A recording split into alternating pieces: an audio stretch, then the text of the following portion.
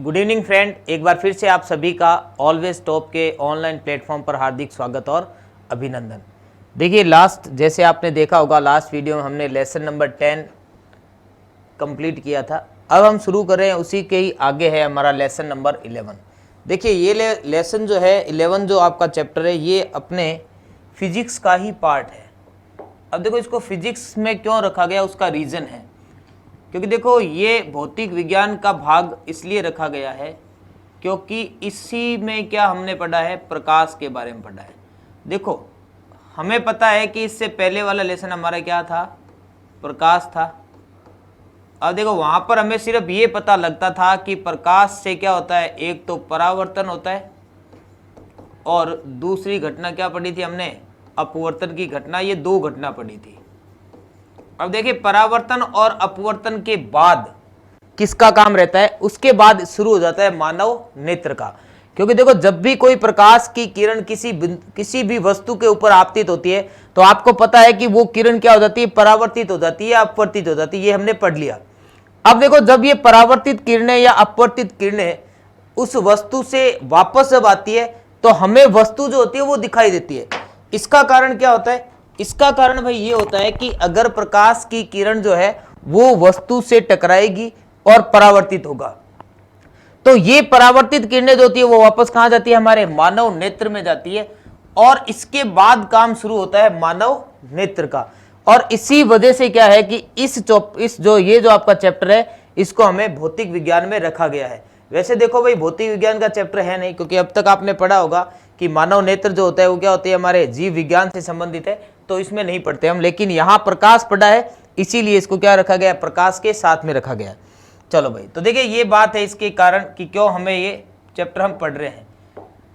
अब बात करते हैं इस टॉपिक की, मानव नेत्र की। ठीक है, तो भाई देखो मानव नेत्र से संबंधित क्या चीजें आएंगी या कौन कौन सी चीजें हैं उसके बारे में हम पढ़ते हैं। तो चैप्टर की करते हैं भाई शुरुआत, मानव नेत्र। देखिए मानव नेत्र के बारे में आपको बताने की जरूरत है नहीं, अब तक जितना भी आपने इसके बारे में पढ़ा होगा कि मानव नेत्र जो होता है वो क्या होता है, ये हमारे एक तरह की ज्ञानेंद्रियां होती हैं। ठीक है, और ज्ञानेंद्रियां पता ही आपको क्या होता है भाई, ज्ञानेंद्रियां वो होती हैं जिनकी सहायता से बाहरी वातावरण का ज्ञान प्राप्त होता है। उसको हम क्या कहते हैं भाई, ज्ञानेंद्रिय कहते हैं। अब इन ज्ञानेंद्रियों में कौन कौन सा आता है, इनमें आता है भाई अपने एक तो त्वचा और ऐसे ही आता है इसमें मानव नेत्र भी आता है। अब ये मानव नेत्र है क्या, एक तरह की ज्ञानेंद्रिय है जिसकी सहायता से हम किसी भी वस्तु को आसानी से देख पाते हैं, किसी भी वस्तु को आसानी से देख पाते हैं।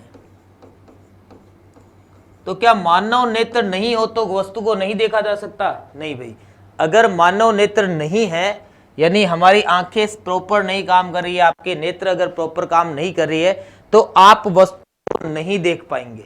ठीक है, अब ये ज्ञानेंद्रियां, ये जो नेत्र होती है ये स्थित कहाँ होती है, देखिए नेत्र जो है ये नेत्र गोलक में स्थित होता है। कहाँ स्थित होता है भाई, नेत्र गोलक में।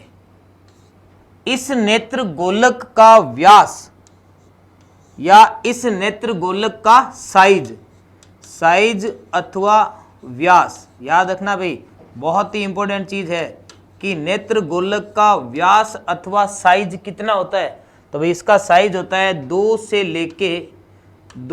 से 3 सेंटीमीटर के मध्य। यानी देखो अगर हम बात करते हैं एवरेज इसकी, तो एवरेज क्या लेंगे इसका, 2.5 लेते हैं। लेकिन हमें पता है कि मानव नेत्र का साइज क्या होता है, हर मनुष्य के अनुसार यानी उसकी जो भी बॉडी है, उसका जो बॉडी का आकार है, स्वरूप है, उस पर निर्भर करता है। तो ये हमने एक एवरेज अप्रोक्स वैल्यू ले ली हमने। एवरेज क्या है, 2 से 3 सेंटीमीटर क्या होता है, नेत्र गोलक का साइज होता है। और नेत्र गोलक में क्या होती है भाई, ये आंख स्थित होती है। ठीक है, तो ये हो गई हमारे मानव नेत्र से संबंधित। अब मानव नेत्र बनी किसकी होती है ये भी पूछा जा सकता है। तो देखो मानव नेत्र जो है ना वो विभिन्न प्रकार की कोशिकाओं से मिलकर बनी होती है। विभिन्न प्रकार की कोशिकाओं से मिलकर बनी होती है। अब ये जो कोशिकाएं होती हैं ये भाई कोशिका होती है अपने धागे नुमा। कैसी होती है? धागे नुमा होती है। धागे नुमा, या इसको भाई एक और कहते हैं, इसका एक और नाम होता है कि ये जो कोशिकाएं होती है ये होती है जेली। जेली समझते हो भाई? Jam, jelly.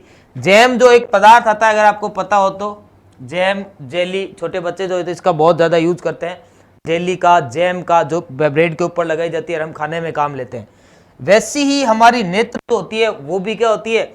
इस जेली स्वरूप जैसी कोशिकाएं होती है, और इन कोशिकाओं से मिलकर नेत्र जो होता है वो हमारा बना होता है। और ये होती कैसी हैं? ये संरचना होती है धागे नुमा, यानी छोटी छोटी कोशिकाएं होती है। इन कोशिकाओं जो होती है उनसे मिलकर क्या होती है? हमारा नेत्र जो होता है वो बना होता है। तो ये बात हो गई भाई हमारे मानव नेत्र की। नेक्स्ट बात करते हैं मानव नेत्र क्या है। अब देखिए भाई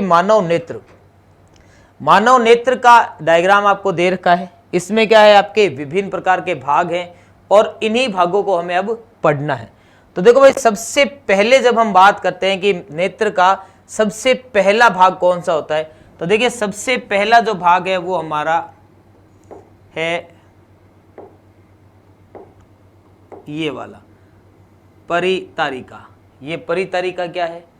देखिए ये परितारिका जो है ये होता है एक पारदर्शी भाग। नेत्र का पारदर्शी भाग क्या होता है भाई? पारदर्शी भाग होता है।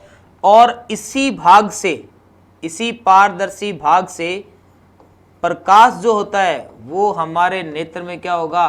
प्रवेश करेगा। ठीक है, तो ये होता है परितारिका। चलो भाई, उसके बाद हम बात करते हैं किसकी? उसके बाद हम बात करते हैं इस पुतली की। पुतली पहले समझते हैं भाई पुतली का क्या है सीन।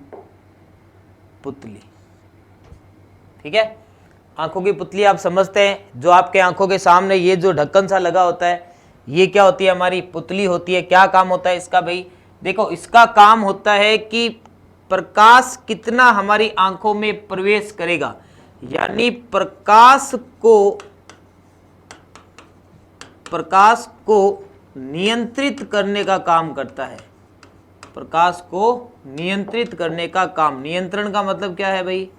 नियंत्रण का मतलब यह है कि हमारी आंखों में कितना प्रकाश अंदर जाएगा और कितना नहीं जाएगा वो किस पर निर्भर करता है? हमारी पुतली पर करता है। कैसे करता है? देखो भाई, अगर मान लीजिए आप कमरे के अंदर बैठे हैं और आप कमरे से कहाँ जाते हैं? बाहर जाते हैं।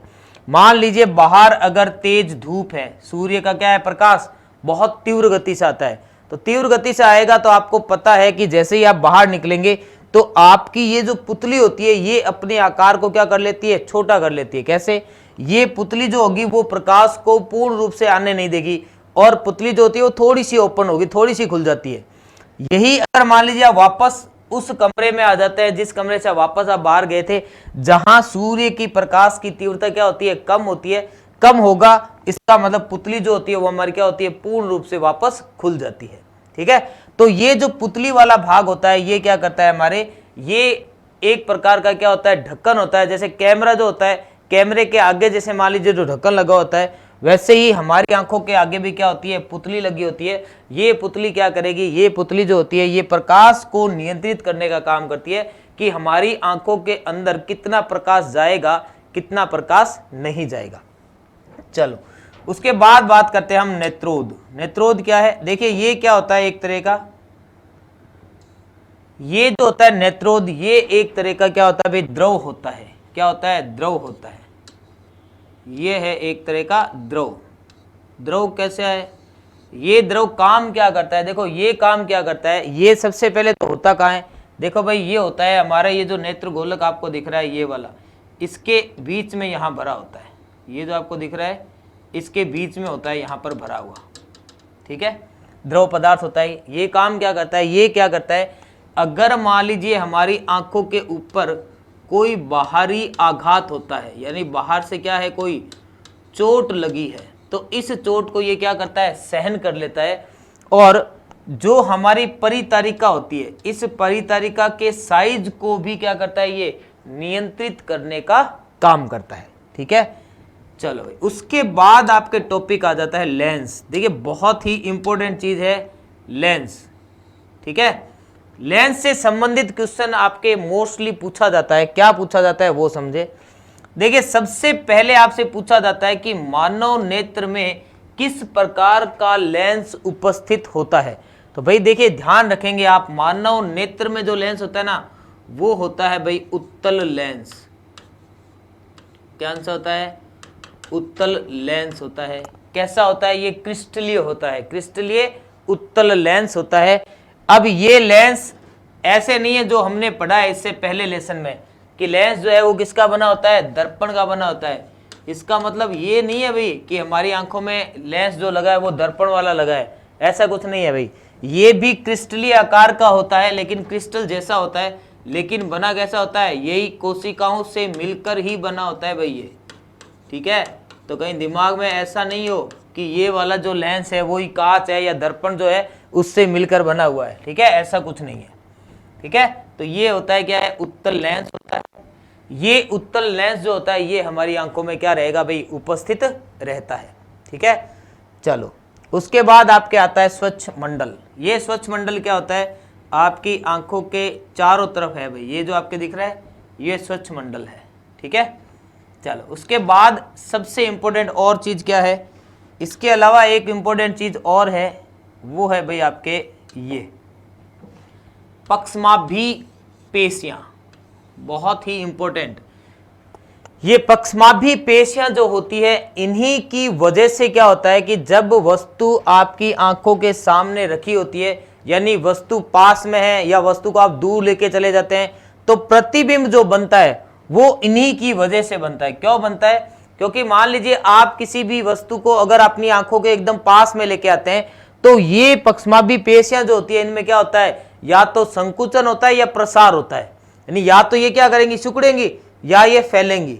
ठीक है, अब जब ये अपनी आकार में क्या करती है, परिवर्तन करती है, तो क्या होगा कि ये किससे जुड़ी होती है, ये हमारे इस लेंस से होती है। देखो भाई यहां पर हमारा लेंस है, ये वाला जो आपको भाग दिखाई दे रहा है ये है हमारा लेंस। ठीक है, और देखो लेंस से यहां पर देखो ये कोशिकाएं जुड़ी हुई है, ऐसे इधर भी देखो ये कोशिकाएं जुड़ी हुई है, दिख रही है। तो ये है पक्षमाभी कोशिकाएं, ये वाली, इनके बीच में क्या है, लेंस। ठीक है, अब वस्तु मान लीजिए आंख से पास में, आंख के हमारे पास में या नेत्र से दूर है, उस कंडीशन में क्या होता है, ये पक्षमाभी पेशियां जो होती है ये क्या करती है, अपना काम करती है। क्या काम करेगी, ये जो लेंस लगा है या तो इस लेंस को क्या करेगी, छोटा करेगी, या इस लेंस को बड़ा करेगी। कैसे, अगर मान लीजिए इन पक्षमाभी पेशियों में क्या होता है, संकुचन होता है। संकुचन का मतलब ये सिकुड़ जाती है, तो संकुचन होगा तो क्या होगा, संकुचन जब होगा तो ये क्या करेगा, ये जो प्रकाश, ये जो अपने लेंस है, लेंस को क्या कर देगा, ये संकुचित जब होंगी तो भाई देखो इसके लेंस को ये क्या कर देगी, छोटा कर देगी। और जब इनमें क्या होता है, प्रसार होता है, तो प्रसार होगा तो क्या होगा, ये फैलेंगी तो क्या कर देंगे भाई, देखो संकुचन में तो क्या होता है भाई, खिंचाव होता है, सिकुड़न होती है, तो ये क्या होगा, शेप इसका बढ़ेगा। और प्रसार होता है यानी फैल जाएंगी, फैलते इस साइज क्या हो जाएगा, छोटा हो जाएगा। यानी क्या होता है कि जब भी पक्षमाभी पेशियों में क्या होता है, प्रसार अथवा संकुचन होता है, तो उस स्थिति में ये जो लेंस होता है इसके साइज में भी क्या आ जाता है, परिवर्तन आ जाता है। और ये जब इसके साइज में परिवर्तन आता है तो क्या होता है, जो फोकस दूरी होती है, यानी फोकस दूरी जो होती है लेंस की, उसमें भी क्या आ जाता है, परिवर्तन आता है। और इसी वजह से हम क्या आती है, वस्तु को आसानी से देख पाते हैं। उसके बाद आपके आती है भाई काचाभ द्रव। ये क्या है, देखो नाम लिखा है द्रव है, इसका मतलब क्या होता है, ये एक तरह का द्रव होता है। तो ये क्या काम करेगा, ये भी क्या करता है, ये जो नेत्र गोलक है, इस नेत्र गोलक के साइज को, नेत्र गोलक को नेत्र गोलक है जा, इसके जो साइज है या इसका जो आकार है, इस आकार को नियंत्रित करने का काम करता है भाई। ये नियंत्रित का मतलब ये देखो गोलाकार है तो ये गोलाकार ही रहेगा, इसी साइज को, यानी ये जो आकार आपको दिख रहा है ऐसे गोलाकार, इस आकार को नियंत्रित करने का काम करता है। ठीक है, अब कई बार पूछ लेते हैं कि ये स्थित कहाँ होता है काचाभ द्रव। तो देखो भाई काचाभ द्रव जो होता है ना, ये स्थित होता है हमारे लेंस तथा ये जो आपको दिख रहा है दृष्टिपटल, लेंस तथा दृष्टिपटल, इन दोनों के मध्य ये क्या होता है भाई, स्थित होता है। ठीक है, तो ये हो गया हमारा काचाभ द्रव। नेक्स्ट बच गया अब हमारा कौन सा, दृष्टिपटल। ये क्या है, देखो दृष्टिपटल जो है ना, ये एक तरह का यूं मान लीजिए हमारी आंखों का क्या है, पर्दा है भाई। और आपको पता है कि जब भी प्रतिबिंब बनता है तो वो कहाँ बनता है, पर्दे के ऊपर बनता है। इसका मतलब ये जो दृष्टिपटल है ये इसी के ऊपर क्या होगा, हमारे आंखों में जो प्रतिबिंब बनता है वो कहाँ बनेगा, इसी के ऊपर बनता है। चलो, उसके बाद है आपके दृक् तंत्रिका। ये क्या होती है दृक् तंत्रिका, ये दृक् तंत्रिका होती है जब भी हमारे आंखों में प्रतिबिंब बनेगा तो यहां से सूचना जो होती है वो कहां जाती है, हमारे मस्तिष्क में जाती है। क्योंकि देखो भाई मैंने आपको बता दिया पहले ही कि ये एक तरह की क्या होती है, ज्ञानेंद्रिय होती है। तो ज्ञानेंद्रिय को काम क्या होता है, बाहरी वातावरण से ज्ञान लेना, यानी प्राप्त करना, जो भी इंफॉर्मेशन लेना होता है। ये इंफॉर्मेशन कहां जाती है, हमारे मस्तिष्क में जाती है। ठीक है, और ये इंफॉर्मेशन कैसे काम करती है वो थोड़ी देर बाद करते हैं हम बात, कि कैसे प्रतिबिंब बनता है, कैसे प्रतिबिंब नहीं बनता है। तो ये बात हो गई भी किसकी, हमारे मानव नेत्र की। बहुत ही इंपॉर्टेंट टॉपिक है इस लेसन का, यानी जब हम 11वें लेसन की बात करते हैं तो मानव नेत्र जो है वो बहुत ही जरूरी चीज है। अब बात करते हैं कि जब हमारे सामने कोई वस्तु रखी होती है तो उसका प्रतिबिंब कैसे बनता है आंखों में, उसके बारे में हम बात करते हैं। देखो आपने पढ़ा होगा कि जब भी कोई वस्तु हमारे सामने रखी होती है तो वस्तु के ऊपर क्या होता है, सबसे पहले आपतित किरणें जाती हैं, यानी प्रकाश की किरणें इसके ऊपर क्या होती है, आपतित होती है। आपतित होने के बाद प्रकाश की किरणें वापस क्या होती है, परावर्तित होती है। अब देखो ये परावर्तित किरणें जो है ना, ये कहाँ जाती है, ये जाती है हमारे नेत्र में। ठीक है भाई, नेत्र में, समझ आ गई। सबसे पहले परितरिका पुतली यहां से होकर ये जाएगा। अब देखिए परितरिका जो होता है ना, वो क्या होता है, एक तरह का होल होता है, एक तरह का क्या होता है, छेद होता है, छिद्र होता है। ठीक है, अब इस छिद्र से क्या होगा, इस छिद्र से ये होता है कि इसमें से प्रकाश जो होता है वो हमारी आंखों में जाएगा। प्रकाश जो होता है ना वो हमारी आंखों में क्या करता है, प्रवेश करता है। ठीक है, देखो सबसे पहले कोई वस्तु जो हमारे सामने रखी होगी उससे क्या होगा, हमारी प्रकाश की किरणें नेत्र से जाएंगी, आपतित होंगी, वापस वस्तु से टकराएगी, परावर्तित होकर आएगी हमारे पास। कहाँ आती है, नेत्र में। नेत्र में भी सबसे पहले कहाँ आती है, परितारिका। ये परितारिका क्या होता है, एक तरह का छिद्र होता है जिसकी सहायता से प्रकाश जो होता है वो हमारी आंखों में प्रवेश करता है। ठीक है भाई, चलो नेक्स्ट। अब देखिए प्रकाश हमारी आंखों में आ गया, यानी परावर्तित किरणें कहाँ आ गई, हमारी आंखों के अंदर आ गई है। अब बात करते हैं लेंस का क्या काम होता है। देखो अब हमारी आंखों में कैसा लगा होता है भाई, उत्तल लेंस लगा होता है। कौन सा, उत्तल लेंस। अब देखो उत्तल लेंस से जब भी प्रतिबिंब बनता है, ठीक है, तो देखो उत्तल लेंस से जब प्रतिबिंब बनेगा तो हमने पढ़ा है कि उत्तल लेंस से जब प्रतिबिंब बनता है तो देखो एक तो होता है भाई ये वास्तविक, और वास्तविक के साथ कैसा होता है, उल्टा प्रतिबिंब होता है। इसका मतलब ये तो नहीं है ना कि जब कोई वस्तु हमारे आंखों के सामने रखी होती है तो उसका प्रतिबिंब हमें उल्टा दिखाई देता है। देखो वास्तविक तो होगा क्योंकि वस्तु है तो दिखेगी, इसका मतलब प्रतिबिंब वास्तविक तो बनेगा लेकिन उल्टा नहीं बनता है। अब इसका रीजन क्या है वो देखिए। अभी देखो लास्ट मैंने आपको बताया था किसके बारे में, लास्ट हमने पता था दृक् तंत्रिका के बारे में। अब देखो अब काम शुरू होता है दृक् तंत्रिका का। कैसे, हमारी आंखों में कोई सूचना आई, सूचना आई मतलब हमारे आंखों से क्या हो रहा है, कोई प्रतिबिंब जो है वो आ रहा है, यानी प्रतिबिंब जो है वो हमारी आंखों के सामने बन रहा है। अब इस उत्तल दर्पण से प्रकाश की किरणें गुजरेंगी और कहा जाती है प्रकाश की किरणें सीधे जाएगी हमारे कहां पर, दृष्टि पटल पर। ठीक है, दृष्टि पटल पर, और दृष्टि पटल पर जाएगी तो क्या होगा, इसी दृष्टि पटल पर क्या बनेगा, हमारा प्रतिबिंब बनेगा। तो प्रकाश की किरणें लेंस से गुजरेंगी और कहां आ जाएगी, दृष्टि पटल के ऊपर। अब देखो भाई, अब प्रतिबिंब कहां बनता है हमारा, यहीं पर बनेगा। अब प्रतिबिंब बनेगा कैसा, प्रतिबिंब बनेगा भाई वास्तविक और उल्टा। लेकिन आपने देखा होगा जब हम रियल लाइफ में बात करते हैं, वास्तविक अगर हम बात करते हैं, तो प्रतिबिंब कभी भी उल्टा नहीं बनता। कैसे, आपके सामने वस्तु जैसे रखी होती है ठीक वैसे ही उसका प्रतिबिंब आपको दिखाई देता है। कैसे, अगर मान लीजिए आपके सामने कोई वस्तु है, मान लीजिए मैंने कोई नाम लिखा, जैसे ए लिखा, तो आपको पता है कि ये ए जो होता है ये आपको ऐसे ही दिखता है। अगर ये उल्टा दिखता तो क्या होता, ऐसे दिखाई देता, लेकिन ऐसा दिखाई नहीं देता। क्यों, क्योंकि जैसे हमारे सामने वस्तु रखी होती है उसका प्रतिबिंब भी हमें क्या होता है, वैसा ही दिखाई देता है। आगे बात समझ भाई, देखो यहां तक सूचना आ चुकी है, ये प्रतिबिंब कैसा बनता है, वास्तविक और उल्टा। लेकिन ऐसा नहीं होता, नेत्र के सामने जैसी हमारे प्रतिबिंब रखा होता है, उसका वस्तु रखी होती है, उसका प्रतिबिंब भी क्या होता है भाई, वैसा ही बनता है। अब देखो ये सूचना आई है हमारे कहां पर, मस्तिष्क में। कैसे, मस्तिष्क में नहीं, ये सूचना आती है हमारे आंखों में। ठीक है, आंखों में ये सूचना किसके पास जाती है, सबसे पहले जाती है हमारे पास ये दृक् तंत्रिका के पास। ठीक है, अब देखो ये दृक् तंत्रिका क्या करेगी, अब भाई काम करेगी। क्या काम करेगी, इन सूचनाओं को कहां लेके जाती है, इन सूचनाओं को तंत्रिका तंत्र के माध्यम से। किसके माध्यम से, हमारे शरीर में क्या होता है, तंत्रिका तंत्र होता है। इन तंत्रिका तंत्र की सहायता से ये सूचना कहां जाती है, हमारे मस्तिष्क में जाती है। भाई कहां जाती है, हमारे मस्तिष्क में जाती है। मस्तिष्क क्या करेगा, मस्तिष्क पढ़ेगा सबसे पहले इसको, इस सूचना को वो पढ़ेगा।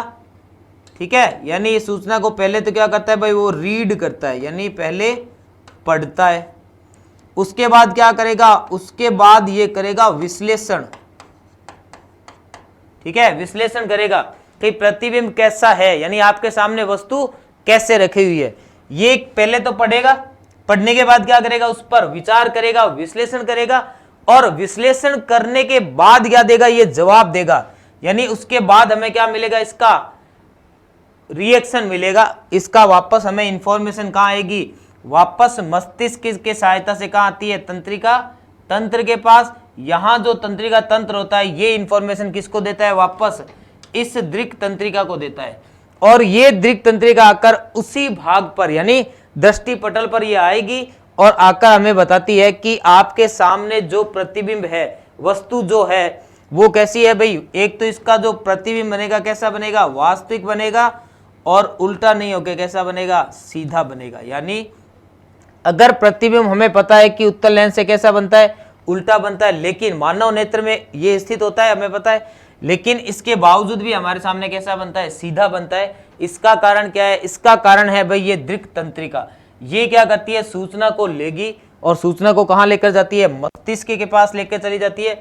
मस्तिष्क क्या करता है, इस सूचना को क्या करेगा, पढ़ेगा, समझेगा, और उसके बाद विचार करेगा। विचार करने के बाद वापस ये क्या करेगा, रिप्लाई देगा। किसको देता है, ये तंत्रिका तंत्र को देता है। देखो भाई तंत्रिका तंत्र और मस्तिष्क ये आगे आपके टॉपिक हैं, तो हम पढ़ेंगे वहां पर कि कैसे सूचना हमें जो होती है बाहरी वातावरण से प्राप्त हो रही है और कैसे ये मस्तिष्क या तंत्रिका तंत्र हमारे काम करते हैं। तो ये सारी इंफॉर्मेशन हमें कहां मिल जाएगी, उस चैप्टर में मिल जाएगी। ठीक है, तो अभी सिर्फ हमें यहां इतना ही समझना है कि हमारे नेत्र में क्या होती है, दृक् तंत्रिकाएं होती है, दृक् कोशिकाएं होती है। ये तंत्रिकाएं किससे जुड़ी होती हैं, ये जुड़ी होती है हमारे तंत्रिका तंत्र से। और तंत्रिका तंत्र किससे जुड़ा होता है, मस्तिष्क से। मस्तिष्क आपको पता है कि हमारे शरीर का क्या होता है, सीपीयू माना जाता है भाई। ठीक है, सीपीयू मतलब सेंट्रल प्रोसेसिंग यूनिट, यानी मस्तिष्क ही हमारे बॉडी को क्या करता है, कंट्रोल करने का काम कर रहा है। इन सारी की सारी इंफॉर्मेशन कहां आती है, मस्तिष्क के पास आती है। ये मस्तिष्क क्या करता है, समझता है, विश्लेषण करेगा, वापस जवाब देगा। वापस क्या कहेगा, वापस ये कहेगा भाई देखो प्रतिबिंब जो बन रहा है वो उल्टा नहीं है, यानी वस्तु आपके सामने उल्टी नहीं रखी है, वस्तु कैसी रखी हुई है, सीधी रखी है। यानी अब यहां जो प्रतिबिंब बना, पहले सबसे पहले रेटिना पर जो प्रतिबिंब बनता है वो प्रतिबिंब सीधा कर देता है। वो सीधा कैसे, यानी उल्टा था, इसको क्या करेगा, परिवर्तित करेगा और प्रतिबिंब को क्या बना देगा, सीधा बन देगा। सीधा बनाने के बाद देखो वापस ये सूचना देगा किसको, दृक् तंत्रिका को, और दृक् तंत्रिका को सूचना देगा तो दृक् तंत्रिका क्या करेगी, इस प्रतिबिंब को वापस सीधा करेगी और वस्तु जैसे आपके सामने रखी होती है वैसे ही हमारे सामने क्या होती है, वो दिखाई देती है। तो ये कारण होता है भाई किसका, दृक् तंत्रिकाओं का, कैसे हमारे सामने कौन सा प्रतिबिंब कैसे है उसके बनने का कारण। ठीक है, तो फिर से समझ लो भाई, एक बार मैं फिर बता देता हूं, अगर हमारे सामने कोई भी वस्तु रखी होती है तो नेत्र से क्या होती है, प्रकाश की किरणें जाती है और उस वस्तु पर क्या होती है, आपतित होती है। वस्तु वापस उनको क्या करता है, परावर्तित कर देता है। परावर्तित करने के बाद कहां जाती है, हमारे नेत्र में जाती है। नेत्र में जाएगी तो नेत्र में सबसे पहले कहां आता है, परितारिका के पास आएगा। परितारिका क्या होता है, एक तरह का होल होता है, एक तरह का छिद्र होता है। इसी भाग से क्या होता है, प्रकाश हमारी आंखों में प्रवेश करेगा। ठीक है, अब ये प्रकाश जो होता है कहां जाता है, सीधा लेंस में जाएगा। लेंस कैसा होता है, हमारे आंखों में उत्तल लेंस लगा होता है। और हमने पढ़ लिया लास्ट चैप्टर यानी 10वें में जब प्रकाश पढ़ा था, मैंने आपको बताया था कि उत्तल लेंस जो होता है इससे जब प्रतिबिंब बनेगा तो प्रतिबिंब हमेशा वास्तविक और उल्टा बनता है। यानी देखो अब इमेज जो बन रही है, प्रतिबिंब जो आपका बन रहा है कैसा बन रहा है, वास्तविक और उल्टा बन रहा है। ठीक है, अब ये बनता कहां है, ये बनता है हमारे दृष्टि पटल के ऊपर। अब दृष्टि पटल से कौन जुड़ी होती है, दृक् तंत्रिकाएं जुड़ी होती है। अब ये दृक् तंत्रिकाएं क्या करेगी, इस सूचना को लेगी, यानी हमारे आंखों में कोई ना कोई सूचना आई है, सूचना का मतलब प्रतिबिंब की सूचना आती है इनके पास कि कोई प्रतिबिंब आपके सामने आंखों में बन रहा है। तो ये सूचना कहां जाती है, हमारे पास सबसे पहले जाती है दृक् तंत्रिका के पास। दृक् तंत्रिका जो होता है किससे जुड़ा होता है, तंत्रिका तंत्र से जुड़ा होता है। ये सूचना वहां से कहां आती है, तंत्रिका तंत्र के पास। तंत्रिका तंत्र इन सूचनाओं को किसको दे देता है, मस्तिष्क को दे देता है। और हमें पता है कि हमारी बॉडी पर पूरा जो नियंत्रण रखने का काम होता है किसका होता है, मस्तिष्क का होता है। मस्तिष्क क्या करेगा, सूचना को पहले पढ़ेगा, पढ़ने के बाद उस पर क्या करेगा, विचार करेगा, विश्लेषण करेगा, विश्लेषण करने के बाद वापस क्या करेगा, सूचना देगा। सूचना किसको देगा, वापस तंत्रिका तंत्र को देगा। तंत्रिका तंत्र के माध्यम से सूचना कहां आती है, तंत्रिका दृक् तंत्रिका के पास। ये दृक् तंत्रिका वापस किसको सूचना देगी, दृष्टि पटल को देगी कि आपके सामने जो प्रतिबिंब या आपके सामने जो वस्तु रखी है वो सीधी रखी हुई है। तो प्रतिबिंब जो है वो बनेगा तो वास्तविक, लेकिन वास्तविक के साथ साथ कैसा बनेगा भाई, सीधा प्रतिबिंब बनेगा, वास्तविक व सीधा प्रतिबिंब बनेगा। ठीक है, तो भाई ऐसा मत सोच लेना कि देखो उत्तल लेंस से प्रतिबिंब ऐसा बनता है, ऐसा नहीं बनता है। उत्तल लेंस से तो प्रतिबिंब हमेशा वास्तविक और उल्टा ही बनता है। लेकिन जब हम मानव नेत्र की बात करते हैं तो मानव नेत्र में जो उत्तल लेंस लगा होता है उसकी सहायता से जो प्रतिबिंब बनता है वो कैसा बनता है भाई, वास्तविक और सीधा बनता है। उसका कारण मैंने बता दिया, क्योंकि हमारे आंखों में क्या होती है, विभिन्न प्रकार की तंत्रिका होती है, तंत्रिका तंत्र होता है। ये सूचना को पढ़ेगा, मस्तिष्क को देगा, मस्तिष्क वापस सूचना को पढ़ता है, विश्लेषण करता है, वापस हमें सूचना देगा कि जो आपके सामने वस्तु रखी हुई है वो उल्टी नहीं होके कैसी है, सीधी है। तो ये है हमारे नेत्र का काम, नेत्र कैसे आपके काम करता है। ठीक है, चलो भाई नेक्स्ट एक छोटा सा टॉपिक आ जाता है आपके समंजन क्षमता। समंजन क्षमता क्या होती है, इससे पहले मैं थोड़ा सी और चीजें बता देता हूं आपसे।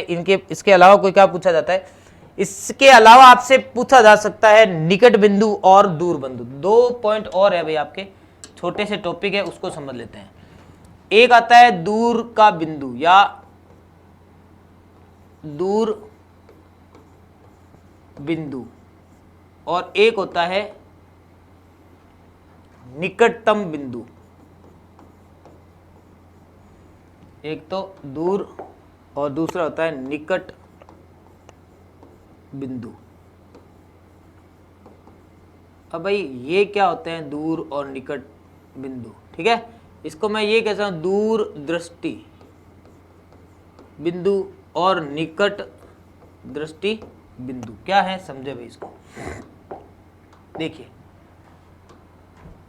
दूर बिंदु का मतलब यह है कि हमारे आंखों के द्वारा जितनी दूरी पर रखा प्रतिबिंब हो, जितनी दूरी पर रखा प्रतिबिंब हो और वो प्रतिबिंब अगर हमें स्पष्ट रूप से दिखाई दे रहा है तो वो उस आंख के लिए क्या होता है, दूर का बिंदु माना जाता है या दूरदृष्टि बिंदु माना जाता है, दूरदृष्टि बिंदु माना जाता है। ठीक है, और आंख के लिए आपसे पूछा जाता है कि भाई दूरदृष्टि बिंदु कितना होता है या उसका मान क्या होता है। तो भाई आप याद रखना, हमारी आंखों के लिए दूरदृष्टि बिंदु का मान जो होता है ये होता है अनंत, यानी हम अनंत दूरी पर रखी किसी भी वस्तु को क्या कर सकते हैं भाई, देख सकते हैं। ठीक है, अब यूं मत सोच लेना अनंत पर कैसे देख सकते हैं, देख सकते हैं भाई। अनंत के लिए हम मान सकते हैं कि इनको, सूर्य को, चंद्रमा को, तारों को। ठीक है, ये हमसे क्या है, अनंत दूरी पर है, तो ये सारे हमें आसानी से दिखाई देते हैं। इसका मतलब आंखों की जो दूरदृष्टि बिंदु होता है वो कितना होता है भाई, अनंत होता है। क्लियर। चलो नेक्स्ट है निकट बिंदु। निकट बिंदु का मतलब वह न्यूनतम दूरी, कौन सी भाई, वह न्यूनतम दूरी जहां तक किसी भी वस्तु को आंख के द्वारा आसानी से देखा जा सकता है या स्पष्ट रूप से देखा जा सकता है। ठीक है, तो वह न्यूनतम दूरी जहां पर नेत्र के द्वारा, जहां तक नेत्र के द्वारा स्पष्ट वस्तु को देखा जा सकता है, वो आपका क्या कहलाता है, निकट दृष्टि बिंदु कहलाता है। और निकट दृष्टि बिंदु का मान जो होता है ना, वो भाई होता है हमारे 25 सेंटीमीटर, 25 सेंटीमीटर यानी 25 सेंटीमीटर। ठीक है, अगर आप कोई भी वस्तु को 25 सेंटीमीटर से और कम कर देंगे, यानी मान लीजिए यहां पर कोई अपना नेत्र है, ठीक है, और इसके सामने मान लीजिए कोई वस्तु है, मान लीजिए यहां कोई वस्तु है, और इन दोनों के बीच में डिस्टेंस कितनी है भाई, 25 सेंटीमीटर, 25 सेंटीमीटर। अगर आप इस दूरी को और कम कर देते हैं, यानी 25 से क्या करते हैं आप इसको और मान लीजिए यूं नजदीक लेके आ जाते हैं, तो ये वस्तु जो होती है वो आपको स्पष्ट दिखाई नहीं देती है। ठीक है, इसका मतलब अगर हम सामान्य मनुष्य की बात करते हैं, यानी सामान्य स्थिति में जब हम बात करते हैं, तो हमारी आंखों का निकटतम बिंदु जो होता है वो माना जाता है 25 सेंटीमीटर। ये वो दूरी होती है जहां तक आप वस्तु को क्या होते हैं, आसानी से देख सकते हैं। इसका आप प्रैक्टिकल कर सकते हैं। अगर आपने पढ़ा होगा या देखा होगा कि जैसे मान लो अगर आप मोबाइल यूज कर रहे हैं या मान लीजिए कोई बुक वगैरह पढ़ रहे हैं, अखबार पढ़ते हैं, तो आपको नॉर्मली ये कहा जाता है कि आंखों से कुछ दूरी पर रखें उसको। ठीक है, क्योंकि अगर मान लीजिए आप आंखों के एकदम पास में रखते हैं तो क्या होता है कि आंखों का जो लेंस होता है ना वो बहुत जल्दी खराब हो जाता है। ठीक है, और आपसे यही कहा जाता है कि ये जो न्यूनतम दूरी होती है ना, इससे क्या रखें, थोड़ा दूर रखें, ताकि वस्तु आपको क्या होगी, स्पष्ट दिखाई देगी। ठीक है, ये बात हो गई किसकी, निकटतम बिंदु और दूर बिंदु की। चलो नेक्स्ट टॉपिक है आपके समंजन क्षमता। ये क्या है समंजन क्षमता? देखो मैंने अभी आपको बताया था थोड़ी देर पहले, समंजन क्षमता का मतलब होता है मानव की जो नेत्र होता है, इस नेत्र में स्थित जो लेंस होता है, कौन सा होता है भाई, उत्तल लेंस। इस उत्तल लेंस के आकार में जो परिवर्तन आता है, आकार में क्या आएगा भाई, परिवर्तन आएगा। इसी परिवर्तन के वजह से क्या होता है, इसकी फोकस दूरी जो होती है वो क्या हो जाती है, परिवर्तित हो जाती है। ठीक है, और देखो भाई ये फोकस दूरी परिवर्तित किसकी वजह से होती है, तो ये होती है पक्षमाभ कोशिकाएं। अभी आपने पढ़ा था भाई, पक्षमाभ पेशियां या पक्षमाभ कोशिकाएं। ठीक है, मानव नेत्र जो होता है, मानव नेत्र में जो लेंस लगा होता है ना, वो भाई इससे कनेक्ट होता है। मैंने आपको बताया था, ऐसे डायग्राम था ना मानव नेत्र का, ऐसे मान लीजिए ये लेंस था, इस लेंस से ऐसे प्रकार, ये देखो ये पक्षमाभ कोशिकाएं कनेक्ट थी ऐसे, ये ऐसे ही यहाँ थी भाई ऐसे। ठीक है, मैंने कहा था कि इनमें क्या होता है, प्रसार या सिकुड़न होता है। ठीक है, या ये तो क्या होती है, या तो फैलती हैं या क्या होती है, सिकुड़ जाती हैं। तो इसकी वजह से क्या होता है, इस लेंस के आकार में क्या आ जाता है, परिवर्तन आ जाता है। और मानव नेत्र लेंस में या मानव नेत्र के लेंस में परिवर्तन होना क्या कहलाता है भाई, उसकी समंजन क्षमता कहलाता है। ठीक है, और इसी समंजन क्षमता के कारण कोई भी वस्तु अगर हमारी आंखों से दूर है या पास है तो इन दोनों कंडीशन में वस्तु जो होती है वो हमें क्या दिखाई देती है, स्पष्ट दिखाई देती है। अब मान लीजिए अगर आपके मन में ऐसा क्वेश्चन है कि सर कई बार क्या होता है कि दूर की वस्तु दिखाई देती है, पास की नहीं दिखाई देती, कई बार पास की तो दिखाई देती है लेकिन दूर की दिखाई नहीं देती। तो देखो भाई ये बात किन के लिए, ये है उन व्यक्तियों के लिए जिनके आंखों में क्या हो चुका है, कोई ना कोई रोग हो चुका है, यानी उस आंखों में क्या हो सकता है, कोई दोष उत्पन्न हो चुका है, तो वहां पर ये चीजें लागू नहीं होती है। ये सामान्य पुरुष की बात है। सामान्य पुरुष का मतलब उसके शरीर में किसी प्रकार का दोष नहीं है। ठीक है, तो ये सामान्य पुरुष की बात है या सामान्य मनुष्य की बात है। ठीक है, तो उनमें क्या होता है, उनमें ये चीजें होती है। जब आप वस्तु को पास लेके आते हैं या दूर लेके जाते हैं तो पक्षमाप जो कोशिकाएं होती है इनमें क्या होता है, या तो सिकुड़ती है ये, या ये क्या होती है, प्रसारित होती है, यानी या तो फैलेंगी या सिकुड़ेंगी। तो जब ये फैलती है सिकुड़ती है तो क्या होता है, जो हमारा लेंस होता है ना उसके आकार में भी क्या आ जाता है, परिवर्तन आ जाता है। और आकार में परिवर्तन आना क्या कहलाता है, समंजन क्षमता कहलाता है। और इस आकार में परिवर्तन के कारण क्या होता है, जो फोकस दूरी होती है इनमें भी क्या आ जाता है, परिवर्तन आ जाता है। तो ये हमारा एक छोटा सा टॉपिक था समंजन क्षमता का, जो मैंने आपको बता दिया। नेक्स्ट क्या है, नेक्स्ट है हमारा दृष्टि दोष और उनका संशोधन। तो भाई अगला जो टॉपिक लेके आएंगे हम वो इसी से संबंधित लेके आएंगे कि आंखों में कौन कौन से दृष्टि दोष होते हैं और इनको कैसे किया जा सकता है, दूर किया जा सकता है। ठीक है, तो अगली क्लास में जब हम पढ़ेंगे तो अपने इन्हीं के बारे में चर्चा करेंगे। तो आज के लिए बस इतना ही। अगली क्लास में वापस ये टॉपिक हम पढ़ेंगे, इससे संबंधित हम सारी चीज़ें पढ़ेंगे, कौन कौन से दोष उत्पन्न होते हैं और उसको कैसे दूर किया जा सकता है। ठीक है, तो आज के लिए बस इतना ही। Thank you very much.